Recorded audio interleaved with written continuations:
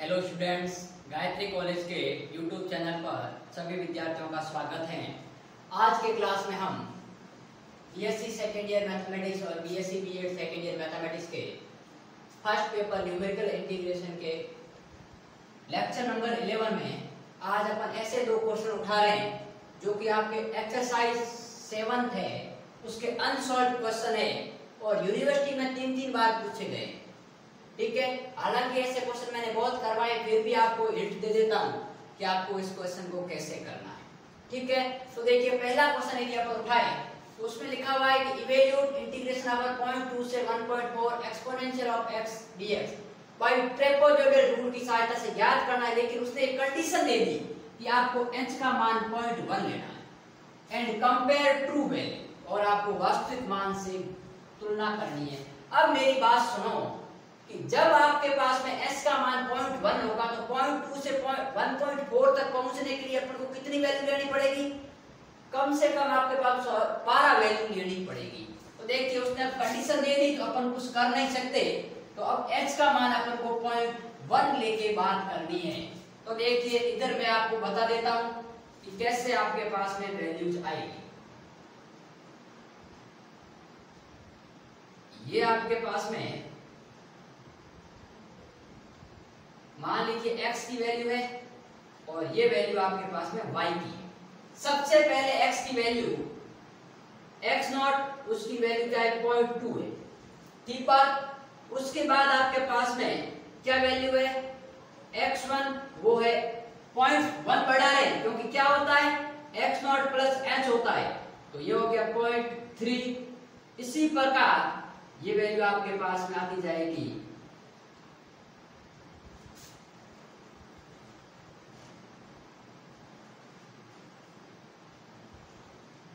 ठीक है।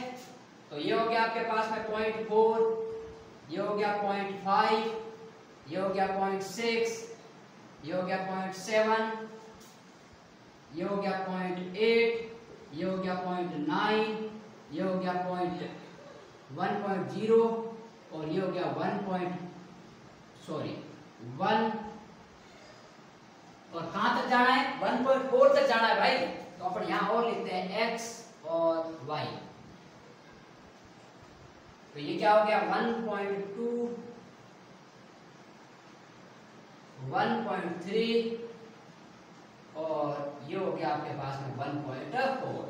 मतलब टोटल वैल्यूज आपके पास में 12 डिवाइड में भाग अपन करेंगे तब जाके ये आएगा। क्योंकि देखिए यदि मैं इसको समाकलन के परास को समान भागों में विभाजित करूं तो कितना वैल्यू आएगी आपके पास में? देखिए 1.4 माइनस 2/12 करेंगे तो ये आएगा देखिए आपके पास में 1.2/12 बराबर 0.1। ठीक है, तो h का मान आपके पास में ये आ रहा है, मतलब 12 समान भागों में अपन तोड़ रहे हैं। तो ये किसकी वैल्यू आएगी आपके पास में? y12 की वैल्यू आएगी, ये आपके पास में x12 है।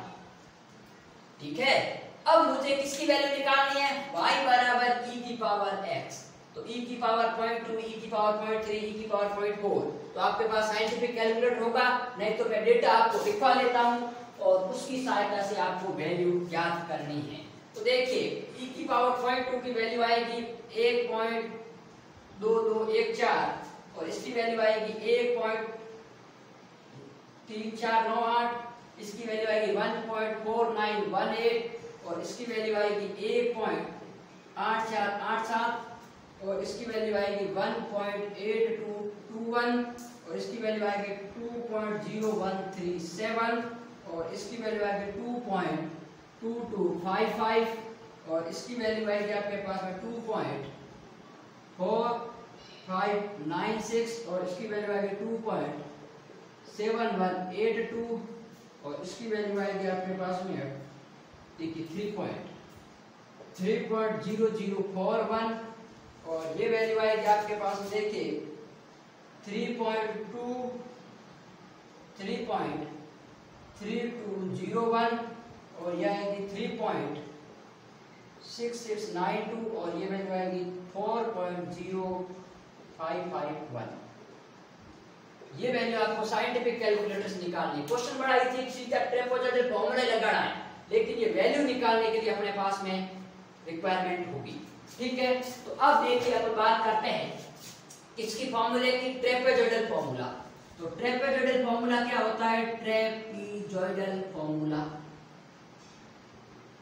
रूल से इंटीग्रेशन कहां से कहां तक है भाई, 0.2 से 1.4 e की पावर x dx। अब मेरी बात सुनिए, ये हो गया h/2 y0 plus yn, n last term क्या है, y12 है, y12 plus 2 times y1 plus y2 plus y3, और कहां तक चलेगा भाई, कंटिन्यू चलेगा y10 और y11। ठीक है, अब ये वैल्यू आपको क्या करनी है, इसके अंदर रखनी है। तो कैसे रखेंगे, तो देखिए ये हो गया h/2, तो h कितना है 0.1/2, 0.1/2 y0 आपके पास में कितना है, ये वैल्यू है, तो यहाँ आपके पास में कितने होंगे 8.1214 प्लस y12 4.0551। ठीक है, और इस प्रकार 2 टाइम्स ये y1 की वैल्यू आएगी, ये y2, ये y3, ये y4, y5, ये सब वैल्यू आपको एज इट इज लिखनी है। ठीक है, और इनको आप जब जोड़ोगे तो इसका आंसर मैं बता देता हूँ, ये 0.05 इनटू समथिंग कुछ आएगा। ठीक है, तो इसका जो आंसर आएगा वो आएगा 2.836105 मेरे अकॉर्डिंग। ठीक है, मैंने जब कैलकुलेशन की थी इसका आंसर ये आया था। आपको सिर्फ और सिर्फ जोड़ना बाकी है और आपके पास में ये वैल्यू रखनी है। ठीक है, अब मैं इसकी ट्रू वैल्यू निकालता हूं। इसने कहा है कि कंपेयर ट्रू वैल्यू, तो देखिए ट्रू वैल्यू कैसे आएगी, ट्रू वैल्यू बराबर इंटीग्रेशन ओवर 0.2 से 1.4 e की पावर x dx। तो क्या होगा आपके पास में इंटीग्रेशन e की पावर x का e की पावर x ही होता है, तो 0.2 से 1.4, तो ये वैल्यू आएगी देखिए e की पावर 1.4 माइनस e की पावर 0.2, तो e की पावर 1.4 क्या वैल्यू आ रही है 4.0000551 माइनस e की पावर 0.2, ये वैल्यू आ रही है 1.2214। ठीक है, तो इसका जो आपके पास में मान आएगा वो आएगा आपके पास में 2.833 और 8। ठीक है, ये वैल्यू आपके पास में इसकी ट्रू वैल्यू है और ये इसकी अप्रॉक्सीमेट वैल्यू है। ठीक है, तो कंपेयर करके आप अंतर निकालोगे, तो अंतर निकालोगे आपके पास देखिए यहां तक आपके पास 0.00 समथिंग कुछ आएगा। ठीक है, तो साउ तो यहाँ एरर निकाल दो, तो देखिए एरर आपके पास में आएगी 2.836105 माइनस 2.8338। यहाँ दो वैल्यू ये दो और ये 0। ठीक है, तो क्या वैल्यू आएगी देखिए 05, 11 में से 8 गए 3, और यहाँ 15 में से 3, 5 में 3 या 2, 3 आपके पास 0.0, ये आपके पास में कुछ आंसर है, एरर आई है। ठीक है, तो ये तो था फर्स्ट क्वेश्चन जिसको मैंने किया है, क्योंकि इसमें कंडीशन लिखी हुई थी s का मान 0.1, तो 0.1 लेंगे तो इसको 12 भाग में तोड़ना पड़ेगा। अब मैं क्वेश्चन लेता हूँ 6, जो कि यूनिवर्सिटी में कई बार पूछा गया है, हालांकि सिंपल है लेकिन यूनिवर्सिटी में पूछा गया है, इसलिए मैं इसको डिस्कस कर लेता हूँ। ठीक है, तो देखिए अपन बात करते हैं, इसको साफ स्क्रीनशॉट ले सकते हो।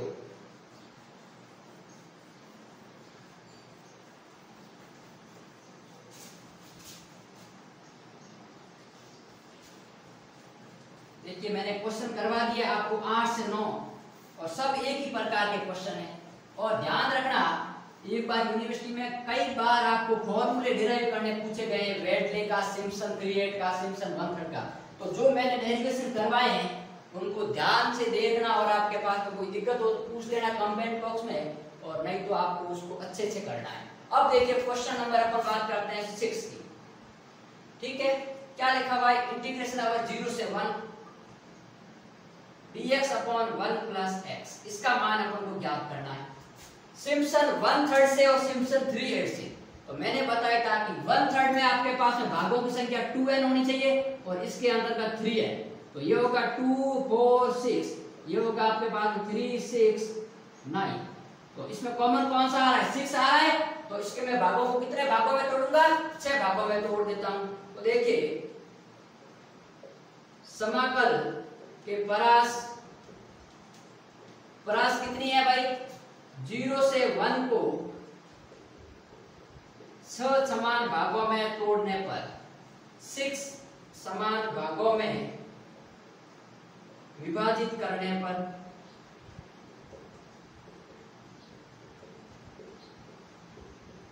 ठीक है, तो क्या आएगा देखिए h की value upper limit 1 minus 0 upon 6 बराबर 1/6, h की वैल्यू 1/6 आ गई। अब अपन को टेबल बनानी पड़ेगी, तो चलो टेबल ही बनाते हैं। तो टेबल अपने पास में कैसे आएगी, ऐसे आती है, ये x की वैल्यू है, ये y बराबर 1/1 प्लस x की वैल्यू, ठीक है। तो ये आपके पास में देखिए s का मान 1/6 है, तो लोवेस्ट वैल्यू कितनी है, x का मान 0, इसमें 1/6 ऐड किया तो 1/6, 2/6, 3/6, 4/6। चलो इसको नीचे देख लेते ताकि वहां आपको फॉर्मूला कर लेंगे, ठीक है ना, इसको यहीं तक रहने देते हैं 2/6 तक,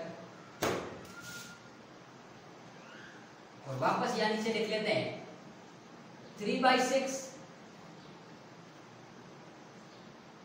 4/6,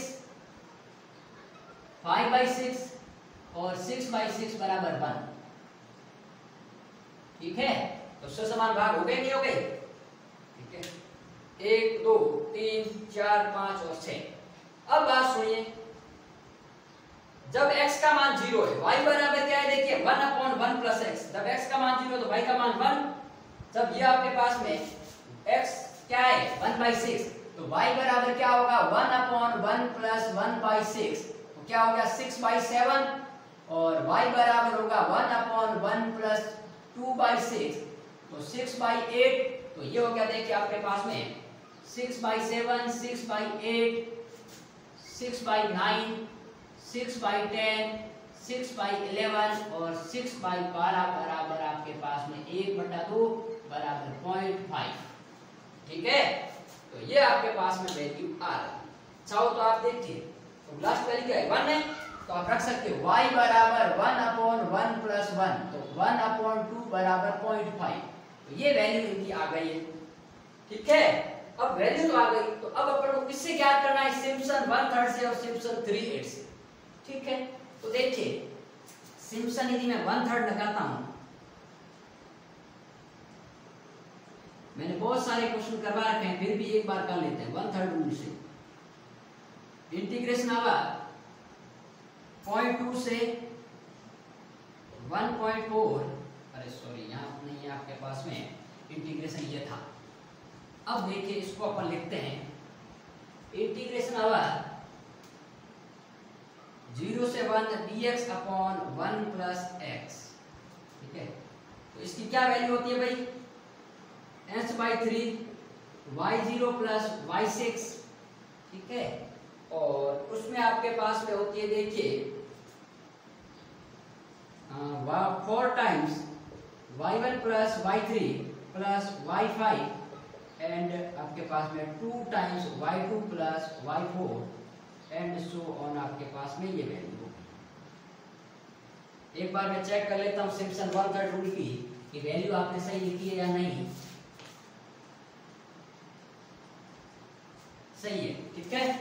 तो ये थी आपके पास में इसकी वैल्यू। अब मैं इसकी वैल्यू रखूंगा, h का मान क्या है 1/6, तो ये 1/18, और ये वैल्यू आपका काम है, y0 की वैल्यू क्या है 1, y6 की वैल्यू क्या है 0.5 plus 4 into y1 plus y3 plus y5, y1 की वैल्यू 6/7, y3 की वैल्यू आपके पास में ये y0, y1, y2, y3 कितना होगा 6/9, तो ये हो गया देखिए 6/9, और y5 कितना हो गया 6/11, और प्लस 2 टाइम्स y2 का मान 6/8 प्लस y4 6/10, ये वैल्यू आपके पास में आ गई।